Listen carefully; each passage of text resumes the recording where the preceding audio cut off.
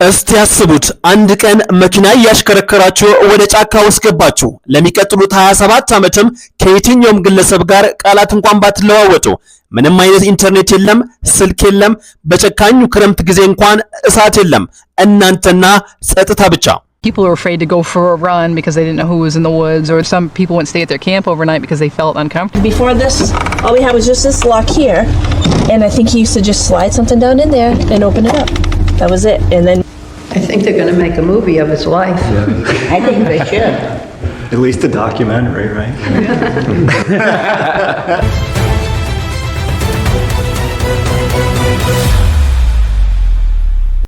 ይህ እውነተኛና የማይታመነው የክሪስቶፈር ናይት ታሪክ ነው። ክሪስቶፈር ቶማስ ናይት ያደገው በጸጥታ በምትታወቀው የሜን ትንሽ ከተማ ነበር። በማንኛውም መስፈርት ብሩህ አእምሮ ያለው ዝምተኛ ነገር ግን ብቸኝነት የሚያጠቃው ግለሰብ ነበር ይባላል። በ1986 20 ዓመት ሲሞላው ክሪስቶፈር ሜን ተብሎ ወደሚጠራው ጫካ መኪናውን እያሽከረከረ ከገባ በኋላ ቁልፉን መኪና ውስጥ እንዳልጠለጠለ ወደ ውስጥ ገልቆ ገባ። ለማንም አልተናገረም፣ ማንንም አልተሰናበተም፣ ምንም አይነት ገለጻም አልተደረገም። ለማንም ማሳወቅ አስፈላጊ ነው ብዬ ስለማላምን ነው። ይህን ነበር ዓለም ከዚህ ግለሰብ ለመጨረሻ ጊዜ 30 ዓመት ለሚጠጋ የሰማው። ምንም አይነት ራስን ለብዙ ጊዜ የማቆየት ልምምድ አልወሰደም። እቅድ የለም። ነገር ግን ለሚቀጥሉት 27 ዓመታት በህይወት ቆይቷል። ይህም የሆነው ጎጆ ለመስራት አልነበረም፣ በእርሻም አሊያም በአደን አይደለም፣ በስርቆት እንጂ። ክሪስቶፈር ቶማስ ናይት ለ27 ዓመት ጫካ ሲኖር ማታ ማታ ብቻ ወደሚገባበት ራሱ በሰራው ትንሽዬ ካምፕ ነበር የሚኖረው። ወደ መጠለያም በሚመለስበት ጊዜ የጣት አሻራውን እንዳይተው ጓንት ይጠቀም ነበር። በዚህ ምክንያት ምንም አይነት ፍንጭም በዚህ ሁሉ ጊዜ ሰጥቶ አያውቅም ነበር። እሳት አንድዶ አያውቅም።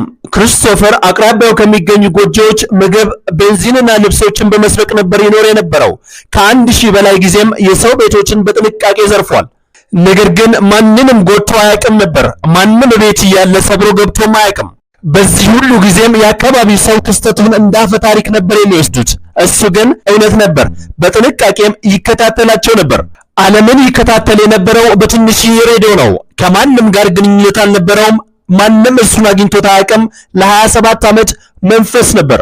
ነገር ግን ከዚህ ሁሉ ጊዜያት በኋላ በሚያዝያ 2013 ክሪስቶፈር ቶማስ ናይት ስህተት ሰራ። በክረምት ለመዝናናት ከመጡ ሰዎች ምግብ ለመስረቅ በሚሞክርበት ጊዜ አላርም ስለጮኸበት ፖሊስ በቦታው በመድረስ አስረውታል። የሱ መታሰር የአካባቢውን ህብረተሰብ አስደንግጧል።